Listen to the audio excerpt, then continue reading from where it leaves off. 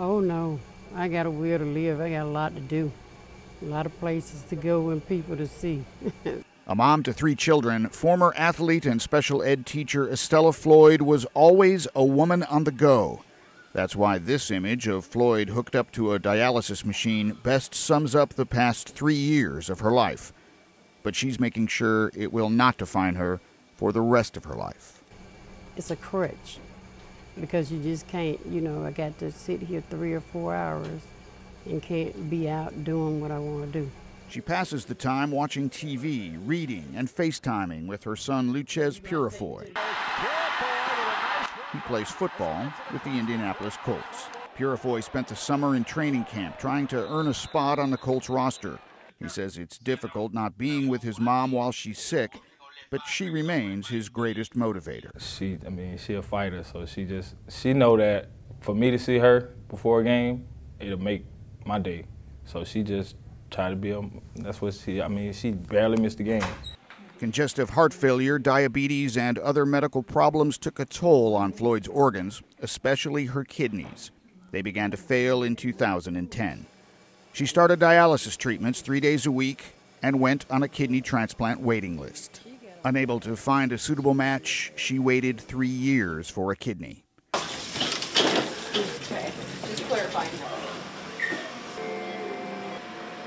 Hello, happy kidney day. In September of 2014, Mrs. Floyd got her kidney and made history at the same time. She became the UAB Kidney Chain's 28th recipient. The chain began in 2013 with Paula Koch, who wanted to donate a kidney to someone who needed it. This unselfish act set off a series in which family or friends of recipients gave a kidney to another person in need.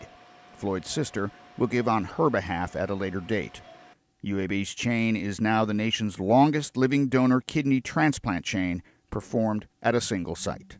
Transplant surgeon Jamie Locke heads up UAB's incompatible kidney transplant program.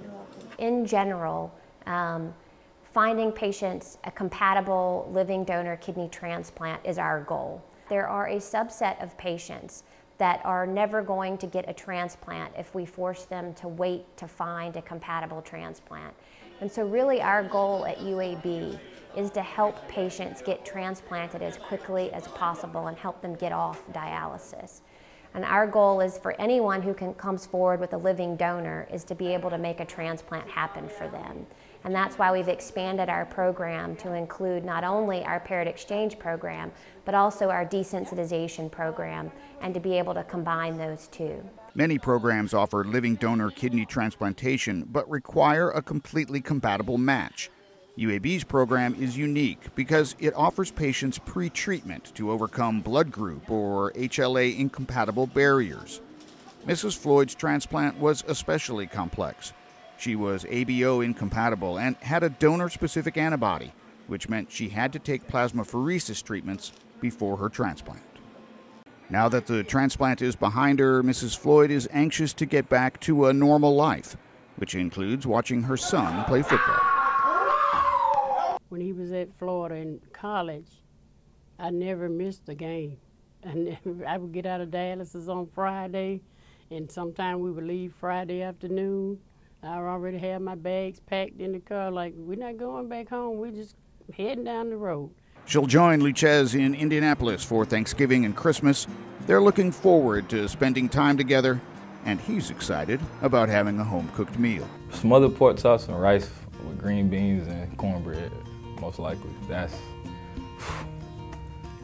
touchy soul. That's home right there. Yeah, that's home. That's my heart. That's what raised me. She taught me to be a man.